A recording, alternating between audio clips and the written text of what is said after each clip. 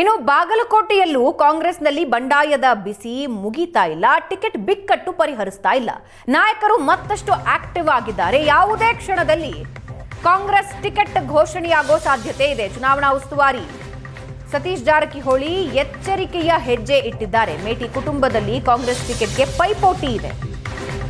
ಉಮೇಶ್ ಮೇಟಿಗೆ ಸಚಿವ ಸತೀಶ್ ಜಾರಕಿಹೊಳಿ ಬುಲಾವ್ ನೀಡಿದ್ದಾರೆ. ಸಾಹುಕಾರ್ ಕರೆ ಬಂದಿದ್ದು ಗೋಕಾಕ್ಗೆ ತೆರಳಿದ್ದಾರೆ ಉಮೇಶ್ ಮೇಟಿಗೆ ಟಿಕೆಟ್ ಸಿಕ್ಕಿದ್ರೆ ಮಹಾದೇವಿ ಸಹಮತ ಇರುತ್ತೆ. 4 ಪೈಕಿ ಯಾರಿಗೆ ಟಿಕೆಟ್ ಸಿಗುತ್ತೆ ಅನ್ನೋದೇ ಇನ್ನೂ ಸಸ್ಪೆನ್ಸ್.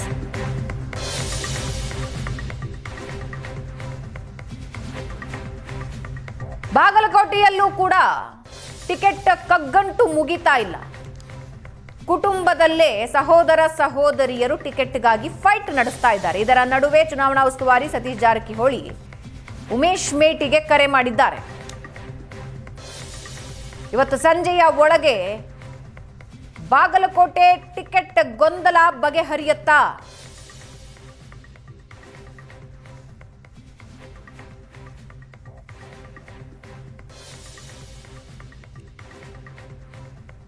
ಚುನಾವಣಾ ಉಸ್ತುವಾರಿ ಜಾರಕಿಹೊಳಿ ತುಂಬಾ ಸೂಕ್ಷ್ಮವಾಗಿ ಇದನ್ನ ಗಮನಿಸ್ತಾ ಇದ್ದಾರೆ. ಎಚ್ಚರಿಕೆಯ ಹೆಜ್ಜೆ ಇಡ್ತಾ ಇದ್ದಾರೆ.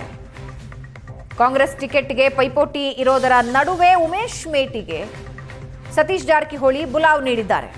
ಗೋಕಾಕ್ಗೆ ಹೊರಟಿದ್ದಾರೆ ಉಮೇಶ್ ಮೇಟಿಗೆ ಟಿಕೆಟ್ ಸಿಕ್ಕಿದ್ರೆ ಮಹಾದೇವಿ ಸಹಮತ ವ್ಯಕ್ತಪಡಿಸೋ ಸಾಧ್ಯತೆ ಇದೆ. 4 ಪೈಕಿ ಯಾರಿಗೆ ಟಿಕೆಟ್ ಸಿಗುತ್ತೆ ಅನ್ನೋದು ಇದುವರೆಗೂ ಸಸ್ಪೆನ್ಸ್. ಆದ್ರೆ ಉಮೇಶ್ ಮೇಟಿಗೆ ಕರೆ ಮಾಡಿದ್ದಾರೆ ಸತೀಶ್ ಜಾರಕಿಹೊಳಿ. ಬನ್ನಿ ಅಂತ ಕರೆ ಕೊಟ್ಟಿದ್ದಾರೆ. ಹೊರಟಿದ್ದಾರೆ ಉಮೇಶ್ ಮೇಟಿ. 4 ಜನ ಸಹೋದರ ಸಹೋದರಿಯರ ನಡುವೆ ಟಿಕೆಟ್ಗಾಗಿ ಫೈಟ್.